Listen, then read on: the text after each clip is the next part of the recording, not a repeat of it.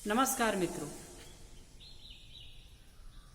आज हम सदगुरु कबीर साहब के एक साखी पर विचार करना चाहेंगे, जिसे आप सब जानते हैं और लगभग ये सबकी जुबानों में तैरती रहती है। निंदक नियरे राखिए आंगन कुटी छबाए, बिन पानी साबुन बिना निर्मल करे सुभाए। निंदक को अपने घर में रखना चाहिए, पास में रखना चाहिए, अपने आंगन में उनकी कुटिया छवा करके रखनी चाहिए, क्योंकि निंदक उपकारी होता है। बिना साबुन और पानी के वो हमारे मन को, चित्त को शुद्ध कर देता है। बड़े मार्की की बात है और ऐसा करना बड़ी वीरता का काम है, क्योंकि निंदक से हम घृणा करते हैं। कोई भी निंदक व्यक्ति होता है, निंदा की जिसकी प्रवृत्ति होती है, उसको देख करके हमें अच्छा नहीं लगता है, घृणा होती है। निंदा की बात हम सुनते हैं, गौर से सुनते हैं, मौज के साथ सुनते हैं, लेकिन निंदक व्यक्ति के प्रति हमारी धारणा अच्छी नहीं होती है। हम उसे अच्छी निगाह से नहीं देखते हैं।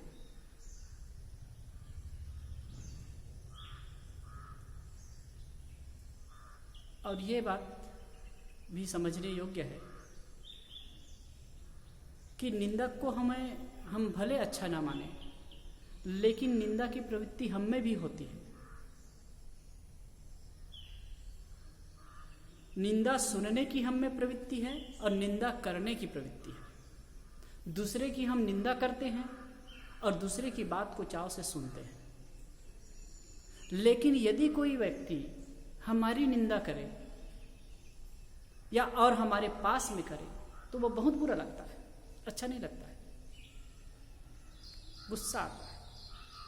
लेकिन साहब कहते हैं कि जो कोई भी निंदा करता है तो हमारा भला करता है, अहित नहीं करता है।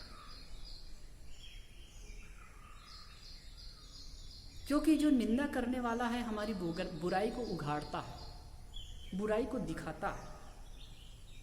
और बुराई को जब दिखाता है और सचमुच में वो बुराई हम में है, तो हम सुधार कर सकते हैं, सुधार की संभावना है। और नहीं है तो लेट गो कर दें, उससे क्या मतलब। ये बड़े मार्की की बात है।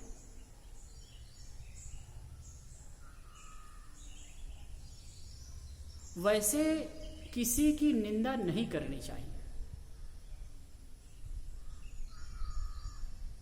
रामचरितमानस में तुलसीदास जी ने कहा है, परम धर्म श्रुति विदित अहिंसा, पर निंदा सम अग्न घरिंसा। उसमें क्या कहते हैं? श्रेष्ठ धर्म क्या है? अहिंसा धर्म। और अघ नाम पाप क्या है? निंदा करना। यदि कोई करता है तो उसे स्वीकारे, समझे और अपने आप का एनालिसिस करे कि वास्तव में क्या मुझ में ऐसा दोष है। पर किसी दूसरे की बुराई ना करे, दूसरे की निंदा ना करे। ये बड़े मार्की का वचन है, मार्की की बात है। हम दूसरे के दोष को अगर देखते हैं तो हमारी दृष्टि दूषित होती है, हमारी प्रवृत्ति दूषित होती है।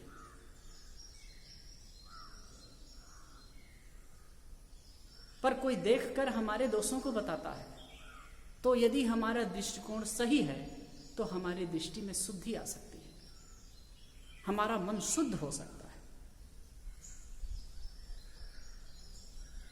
और इसीलिए यहां साहब कह रहे हैं कि यदि कोई निंदक मिले,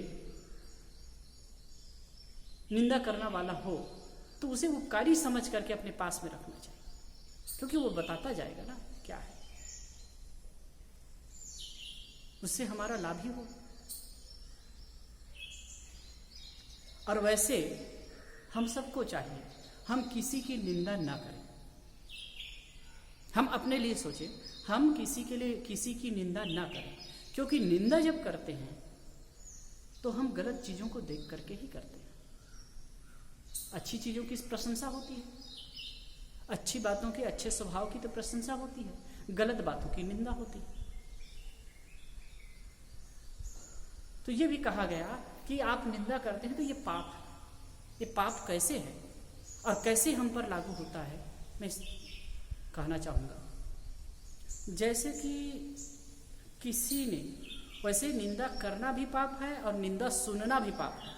ध्यान दीजिए, अब इसका गहरा प्रभाव पड़ता है हमारे चित्त पर, हमारे वातावरण पर, हमारे मन पर, हमारे परमाणुओं पर। वो कैसे? जैसे कि हम एक जगह बैठे हैं, किसी ने आकर के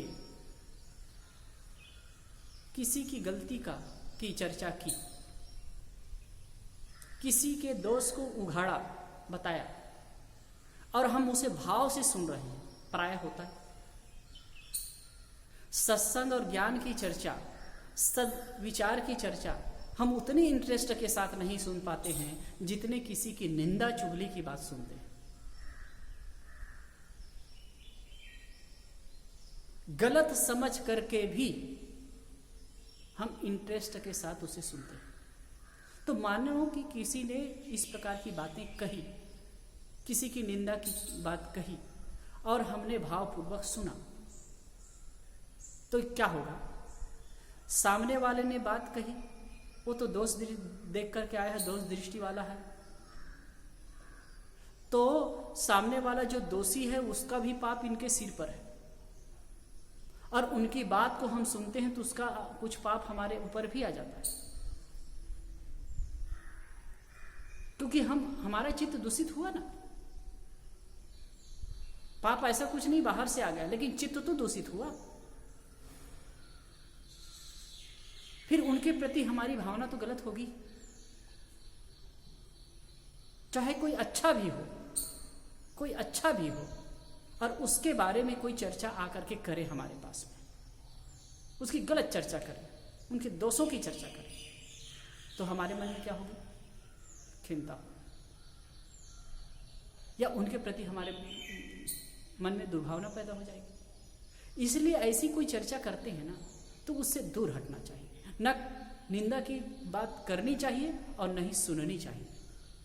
ऐसा करके हम अपने आप को दोष मुक्त कर सकते हैं, पाप मुक्त कर सकते हैं।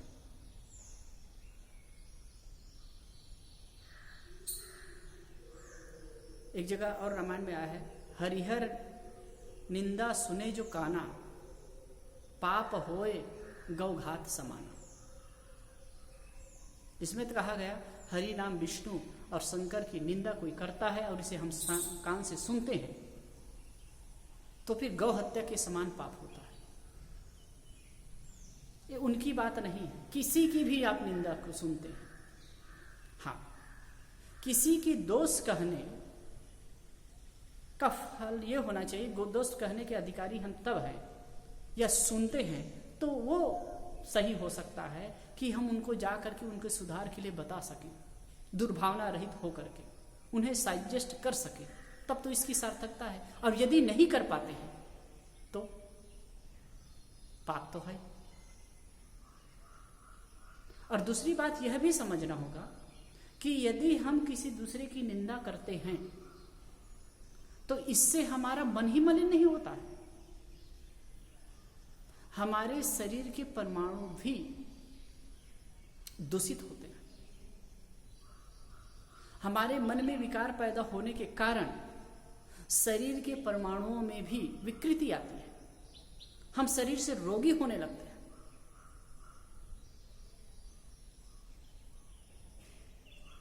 और आप एक चीज याद रखिएगा, निंदा करने वाला व्यक्ति, आप देखिए एनालिसिस करके, ज्यादा निंदा की प्रवृत्ति करने वाला आदमी कभी भी शारीरिक रूप से स्वस्थ नहीं रह सकता, किसी न किसी प्रकार से रोगग्रस्त होगा।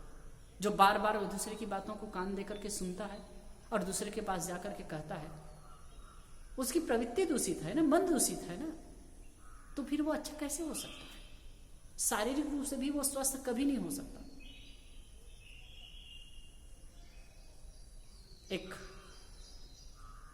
बहुत समय पहले एक ट्रेनर की मैं बात सुना था। उन्होंने एक बात बताई, उनके पास में एक महिला आती है, करीब 35 साल के रहे, घुटने के दर्द से परेशान थी और उसका इलाज कराने के लिए वो आई। उनको दवाई दे दिया गया, ट्रीटमेंट किया गया, एक्यूप्रेशर भी करते थे, एक्यूप्रेशर के पॉइंट भी बता दिए। कुछ दिन के बाद में फिर से आई, कहा कि मुझे ठीक नहीं हो रहा है, दर्द बहुत ज़्यादा है, आप कुछ उपाय बताइए, करिए। तो जो मेन ट्रेनर थी उसके पास जा करके कि दीदी आप ही मेरा इलाज करिए। तो उन्होंने कहा मेरे पास टाइम नहीं रहता, हमारे और साथी लोग कर ही रहे हैं, मैं कहाँ से कर सकती हूँ, नहीं कर पाऊँगी। तो बहुत वो रिक्वेस्ट की, तो उनकी बात को सुनकर कहा कि ठीक है करूँगी। लेकिन उसको फिर बढ़िया से वो समझने लगी कि पहली बात तो उनकी कि मैं अगर कहीं आपकी इलाज करूँगी ना तो मेरी बात को मानना होगा, और जो कुछ भी है मैं पूछती हूँ उसे सच सच बताना होगा। तो कह के पूछिए। तो पहली बात उनको कहा गया कि आप किसी की निंदा तो नहीं करती हैं? तो कहे नहीं नहीं बिल्कुल नहीं। तो कहे ईमानदारी से कहिए, अपने दिल पर हाथ रख करके कहिए, किसी की भी तो निंदा नहीं करते हैं, कभी करते हैं कि नहीं करते हैं? तो उन्होंने खुलासा किया कि मैं अपनी सासू की कभी कभी अपने सहेलियों के पास निंदा करती हूँ, वो चिड़चिड़ी स्वभाव की है, ऐसा करती है वैसा करती है, ये बात आ जाती है कहती हूँ कि बस ये बातें प्रायः होती है। तो कहे हाँ। तो कहे कि रोग का जड़ पकड़ा गया, आज से तुम संकल्प ले लो कि मैं अपनी सासू की निंदा नहीं करूंगी, और बल्कि हो सके तो 3 लोगों से प्रशंसा जरूर करूंगी। यदि तो ये बात तुम कर सकते हो, यह काम कर सकते हो, तो मेरे पास इलाज के लिए आना, नहीं तो मेरे पास टाइम नहीं है, मैं इलाज नहीं करूंगी। मरता क्या ना करता वाली बात थी, वो इलाज के लिए आने लगी, संकल्प ले ली कि मैं निंदा नहीं करूंगी बल्कि प्रशंसा करूंगी। वो महिला कहती है, वो ट्रेनर कहती है कि कुछ ही दिन में आश्चर्यजनक परिवर्तन उसके शरीर में आने लगा। ये अतिशक्ति लग सकती है, लेकिन इसका रीजन होता है। इस चीज को समझना होगा कि हम मानसिक रूप से पहले बीमार होते हैं, उसके बाद शारीरिक रूप से होते हैं। हमारे बीमारी का असर पहले मन पर होता है, फिर शरीर पर होता है। मन सूक्ष्म है, शरीर स्थूल है, पहले मन पकड़ता है, फिर शरीर पकड़ता है। और आज तो वैज्ञानिक ये सिद्ध कर चुके हैं कि 90% बीमारी मानसिक ही होती है। अभी कोरोना के डर से जो लोग भयभीत हो रहे हैं, निश्चित ये बीमारी है, लेकिन मन से ज्यादा भयभीत है। और भयभीत आदमी कहीं जाएगा, कुछ भी तनिक हो जाएगा ना, तो वो रोग से तो कम नहीं, वो भय से ही मरने वाला है।